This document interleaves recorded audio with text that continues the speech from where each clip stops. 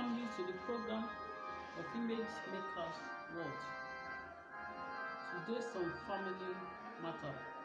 We are going to discuss about home breakers. But before we go into it, let us pray. Father, in Jesus' name, we appreciate you. We exalt your holy name, O Lord, for your love and kindness, O Lord. Thank you for keeping us together, Lord God, since last year, even during the pandemic. Thank you, Lord God, for our family, Lord God, that you have not allowed the enemy to gain entrance to. Father, Lord God, we bless you. Even as we listen to this discussion this evening, I pray, Lord God, that your word work in us and work through us in the mighty name of Jesus. I pray, Lord God, Father, that Lord, that you are hearing the word, O Lord, we will be the doer of it in the mighty name of Jesus. I pray, Lord God, for your presence, O Lord, to take over our home in the mighty name of Jesus. Thank you, Lord God, Father, we bless you. In Jesus' name we pray. Amen. Beloved, you are welcome. This is the page of Image Maker. This evening, I use this medium to thank the host, Pastor Debola Aino, and I thank every viewer as well. You will be blessed as we listen in Jesus' name. Home breaker, home breaker, home breaker. When we talk of home breaker, that the person who is blamed for the breakup of a marriage or a home is called an home breaker. Genesis 2 chapter 24 talks about man and leaving his family and join together with his wife and they become one. Genesis chapter 2 verse 24. The book of Genesis chapter 2 verse 24 says, therefore a man shall leave his father and mother and be joined to his wife, and they shall become one flesh. They shall become one flesh. They are no more one, but they are no more two, rather they are now one. And then the book of Mark 10, the Bible in the book of Mark 10 verse 9 says, wherefore what God has joined together, let no man separate. To separate means to put apart. To separate, it means to put apart, to put asunder. And when we are talking of an home breaker can be within the home or outside. I.e., it could be an external force. It could come from outside and it could come from within. It could even come from the husband or the wife himself. Praise the Lord. And when we say home breaker, our mind quickly goes to outside influence, just like an in-law, just like a friend, just like a neighbor and a colleague, just like I say maybe your witches or wizard. Praise the Lord. But any of these can be, but any of the architect, any of the couple can be architect of the home being broken. The home being broken can come from the wife, it can come from the husband. But now we're going to look at our inside, as in we are going to check ourselves. We check ourselves as a couple. What are you doing that can cause your home to break? What can you do that will not make your homes to be broken? So, home being broken can be caused either from the husband or the wife. The Songs of Solomon chapter 2 verse 15 says, they catch the foxes for us. The little foxes that runs the vineyard, our vineyards are blooming. Our vineyards are blooming. You know, vineyards in this context means our home. Our vineyards is our home. You are tendering it every day. You are watering it every day.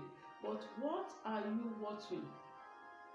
What type of things do you use to water your home? Can you ask yourself that question? When a man and woman comes together as one, mostly they marry because they have loved themselves. They marry because of love. Most of them, you know. But love is not enough to sustain a relationship. Love is not enough to sustain a relationship. There are some other factors that are involved. That is to say, everyone has a role to play in the home. Everyone has a role to play so that the home will not be broken. Praise the Lord. The Bible says a wise woman builds her home. Proverbs 14:1. A wise woman, they build their home. A Christian couple need to attach themselves to their maker. You see, when you marry, even though you love yourself, you don't forget God factor. Attach yourself to your maker. Attach yourself to your maker. You attach yourself to your maker. That is the God. John 4:15 verse 4 to 5. It talks about the vine. John 14:15, verse 4 to 5 talks about the vine. It talks about the vine. He said, chapter 4, he said, abide in me and I in you, as the branches cannot bear fruit of itself unless it abides in the vine, neither can you unless you abide in me. I am the vine, you are the branches. He who abides in me and I in him bear much fruit, for without me you can do nothing. As a couple, you cannot achieve the same goal together if you don't abide in Christ. If you don't abide in Christ, you cannot achieve anything together. Praise the Lord. Said the couple need to abide in Jesus Christ. The word of God must not depart from them. Joshua 1:8.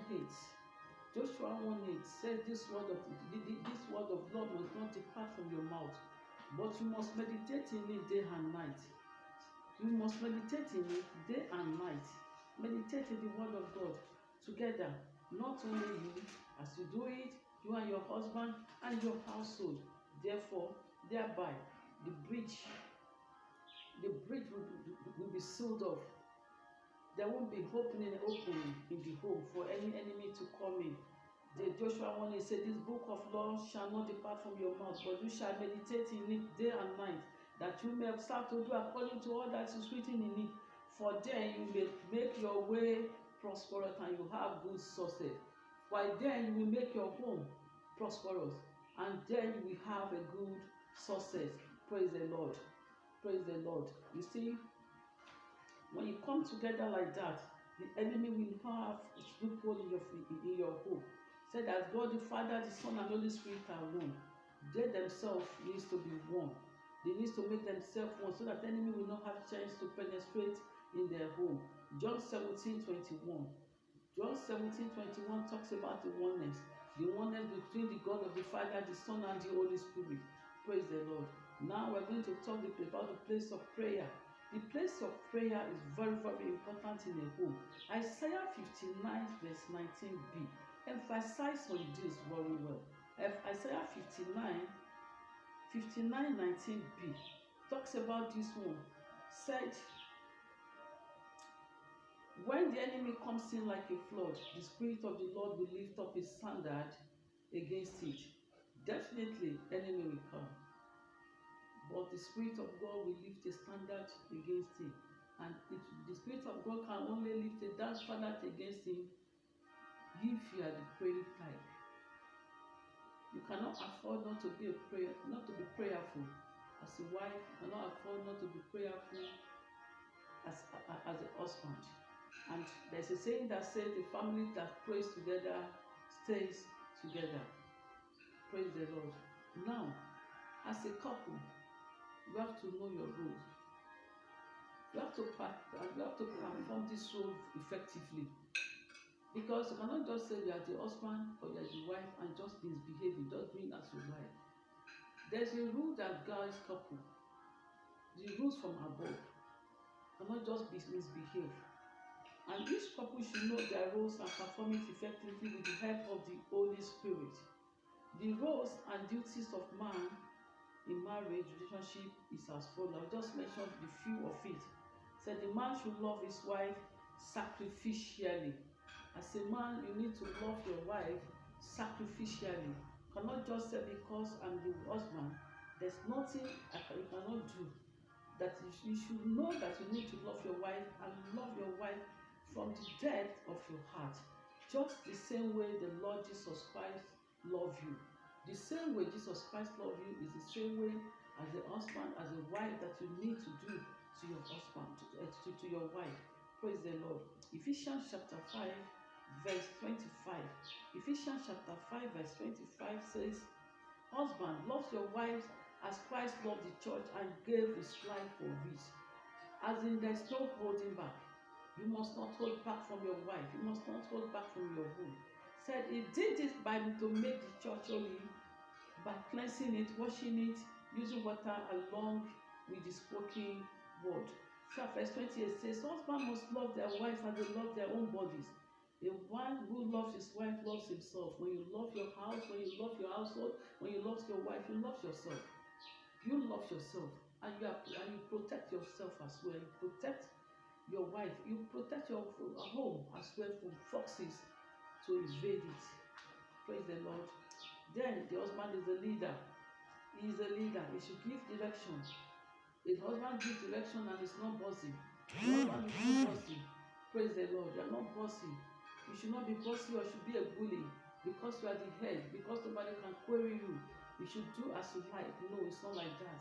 You are the husband, you give direction, but direction that is going to favor the whole. God will help you to give it in the mighty name of Jesus.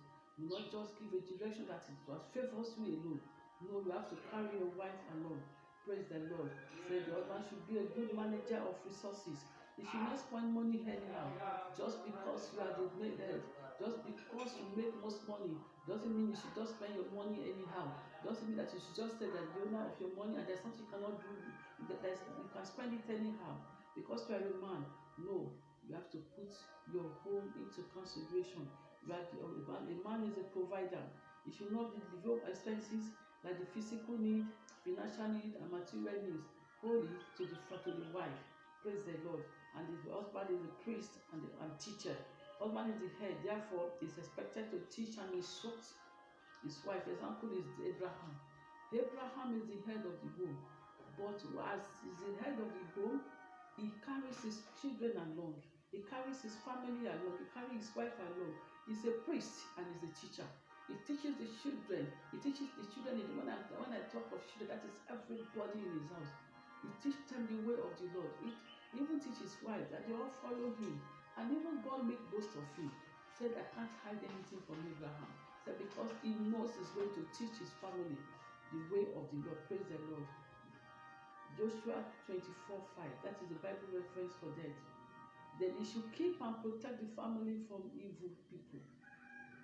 As a husband, you need to keep your wife, you need to keep your household, you need to protect them from evil people. You should not allow evil people to come and penetrate into their life. Yes, I'm not saying you should turn your back to your family or to anybody that you need to help. But at the same time, as you are doing that one, you need to do it with the wisdom of God. And I pray for the wisdom of God to rest on you in the mighty name of Jesus. Praise the Lord. Let's quickly go to the role of wife. And the role of wife is as follows. It's helper, both physically and emotionally. It's an helper. She is an helper. She is there to lift the husband up. She is there to lift the husband up. The wife is a counselor and an advisor. The wife is an homemaker. You know, when we talk of this counselor and homemaker, if you read the book of 2 Kings 4:8-10, it talks about the Shunammite woman. That Shunammite woman, she used to see the man of God passing every day. But what does she do? She didn't take the bull by the horn and said, yes, he can do it alone. No, she advises her husband that let us do this thing, let us do that way, let us do this one for this man of God, that she knows he's a man of God, and that opens doors for her needs. You know what she has been waiting for the Lord for years to come. God opened the door for her, and God make her to get what she wants from the Lord. Praise the Lord. You know, and she's a lover.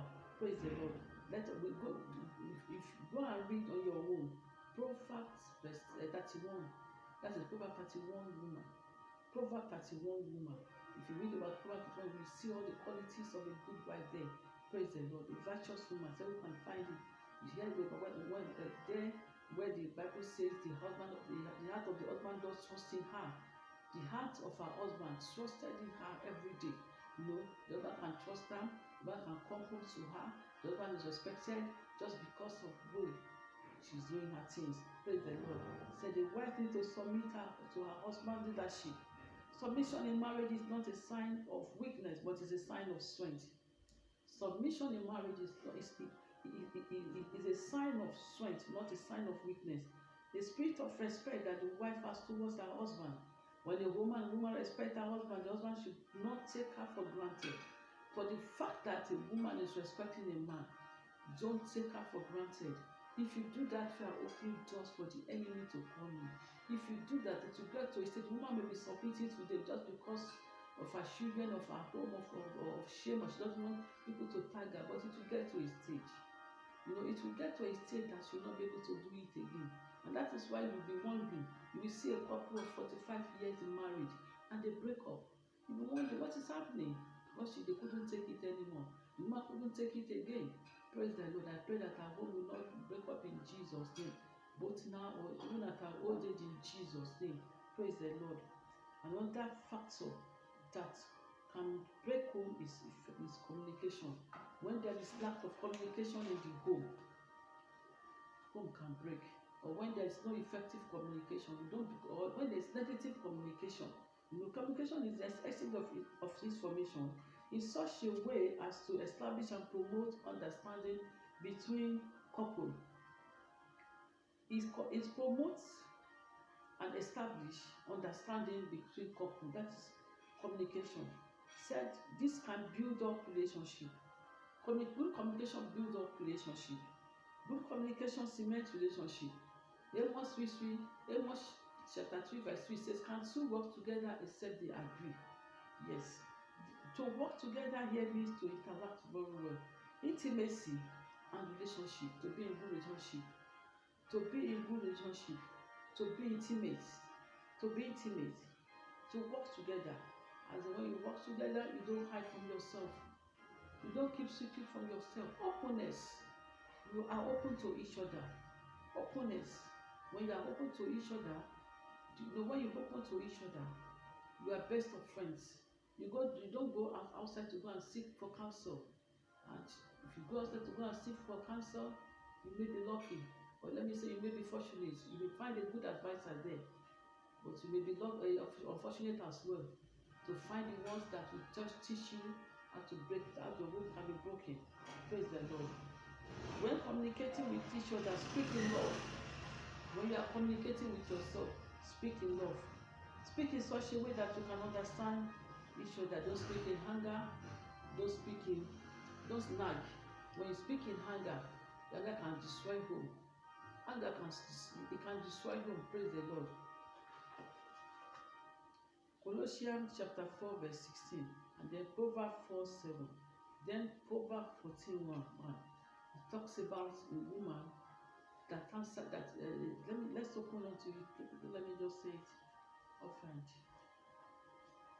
Proverbs 14:1 talks about the wisest of women builds up her home, but the stupid one tear it down with her own hand. That is how Proverbs chapter 14 verse 1 put it. While Proverbs chapter 25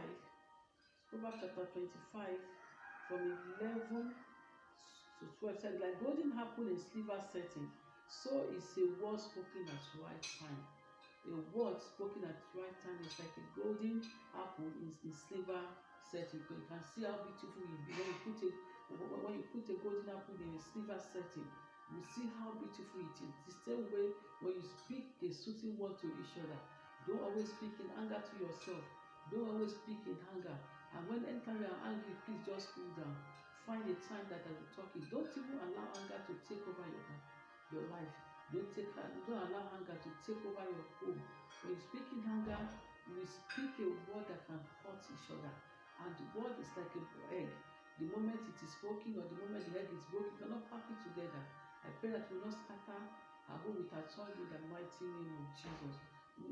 I pray for ourselves that our homes will not be scattered. Our homes will not be broken because of the type of word that comes from our house in the mighty name of Jesus. And when you are communicating to each other, it should be done within the context of the love of God. Don't just speak anything.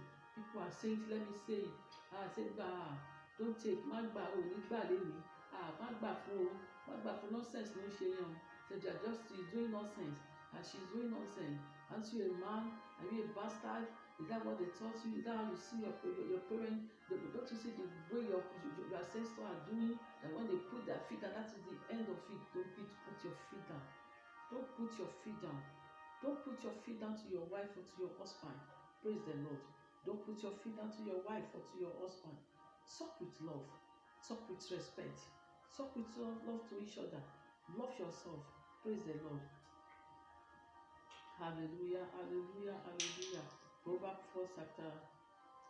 Ephesians 4 chapter 29 talks about don't say anything that will hurt each other person. Instead, speak only what is good so that you can give help wherever it is needed. That way, what you say will help those who hear you. what you say. Let me read it. I'm reading from God's word version. Say, don't say anything that will hurt another person. Don't say anything that will hurt yourself. Speak only what is good, so that you can give help wherever it is needed. That way, what we say will help those who will hear you. Praise the Lord. And then Philippians 4 chapter 4 verse 8. You can read that one on yourself. You speak what is good to yourself. You speak what you that will edify yourself. Don't speak what. No, it's not as if you should speak what if you don't want to hear, but speak the truth. But speak it in love. Praise the Lord. So a couple should be a good listener, and then the timing of the communication is important. Never use silence to frustrate your spouse. Don't use silence to frustrate your spouse. Don't talk that when you talk finish, you go keep quiet. May I not talk anything. Don't do that one. They don't respond in anger. Praise the Lord. And when you are wrong, admit it. Try to understand each other people's opinion and avoid nagging. Like I said before, the place of prayer is very, very important. Praise the Lord. Then we talk about finance. Finance should not cause friction in the home. Couples should know that God is able to provide for all their needs, and they should be open to each other. Don't be stingy. Don't be stingy to each other. Be responsible. Take responsibility and be open to yourself. Sex is another part is sex. Sex is another tool that enemy can use to break home. Sex is good, and God made it so. It is good within couple. It is good between couples. Praise the Lord. Sexuality is normal, so it's also the desire for it. God ordained it to be so. 1 Corinthians chapter 7 verse 1 to 9. We can read it on our own. And then sex is holy. It promotes intimacy. Couples should not deny themselves of sex, except due to certain reasons. When you deny yourself sex, one of the couple may not have control over their sexuality. They may not have control over their sexual drive, and that can lead to fornication. Praise the Lord. That can lead to fornication. And I pray, Lord God, that there won't be loophole in our life in the mighty name of Jesus. 1 Peter, let's go to 1 Peter verse 5:8. 1 Peter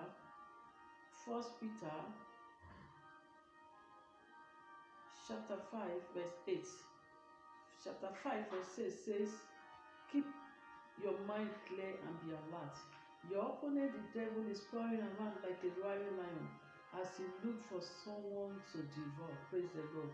The devil is going around, he's looking for someone to devour. He's looking for a home that have loophole to enter. That is why husband and wife, you make yourself one. You make yourself one, so that the devil will not have chance to penetrate into your house. Praise the Lord. And what does the Bible says in John 10:10 as well? John 10:10. John 10:10. Said the thief comes to steal and destroy, but I came so that my sheep will have life, and so that you will have everything they need. Praise the Lord. Everything they need, everything the husband and wife need. Part of them is peace in the home. Part of them is coming together. Part of them is that, like what is said, that the beginning of the Bible says, a thief comes to steal, to kill, to destroy. Yes, who is that thief? It is the enemy. The enemy is coming. He is looking for where to go and steal, to go and kill, to go and destroy. He is looking for a home that is going to scatter. But the Bible says he has come. Jesus has come for his soul. He has come for his own home, so that any home that knows Jesus Christ, it will not be destroyed. It will not be scattered. Praise the Lord. The enemy that is looking around you, roaring, looking for whom it to devour, it will not devour your home in the mighty name of Jesus. It will not devour your home in the mighty name of Jesus. You know, the enemy that was going around, the devil, is just to steal, to kill, to destroy. But God is there. He has come to give us peace. Jesus has come to give eternal life. Jesus has come to cement home. A home that scattered, Jesus has come to put them together. Praise the Lord. Are you there? Have you opened your doors to the enemy to enter? Yes, there's still a restitution that you can do. There's still way out that you can do it. You can allow the God of the Father, the Son, and the Holy Spirit to come into your life. Allow it to come into your home. If you are a Christian and you have not been doing things in the way of the Lord, yes, allow Christ to come and settle in your home. Allow Jesus Christ to settle in your home. Jesus can mend it. He can mend a broken home. He has been mending it and he will still mend it. If you are there that you have not really cleaved to your wife, or two of you have not cleaved together, that all you do is just to stay together as husband and wife, you have not even removed your culture, the culture of husband and wife, that the culture that in your culture, this is how they do it. No, it's not how they do it in a biblical way. You have to go through the big Bible and do it biblically. But the Bible says you should love your wife. Love your wife. You love your wife. The Bible says you are the husband, and the wife should submit. Submit. You are not the same thing with your husband. Your husband is your head. Your husband is your head. The moment you are just there, you are being bragging with your husband, you want to be on the same level, you don't respect the leadership of your husband, the enemy will come in. The enemy will come in. And the moment you are just nagging or just supporting yourself around, instead of you to settle things as husband and wife in the place of prayer, in the place of communication, the enemy will come in. You may be staying together with your family, with your siblings, with your parents, but they may not know what is going on in your life, because if you live according to the pattern of biblical marriage. But if you don't do that, even your parents may not be living with you. Nobody may be living with you, but if you are the side that are heady, you don't take things easy with yourself, you don't want to do things in the way of the Lord, there is no how your home will not break. And I pray that your home will not break in Jesus' name. Little foxes will come in to your home if you don't walk in the way of the Lord. I pray, Lord, that foxes will not come to your life in the mighty name of Jesus. Your home will be intact in the mighty name of Jesus. God has come to give us peace, and that peace will reign in your home in Jesus' name. The enemy that is going around, swearing, looking for whom to devour, he will not see you to devour in Jesus' name. He will not see your home to devour in the mighty name of Jesus. It shall always be well with your home in Jesus' name. It shall always be well with you in Jesus' name. The peace of God that passes all understanding will rule and reign in your life and in your home in the mighty name of Jesus. Shalom. Nothing missing, nothing broken in your life in Jesus' name. Amen.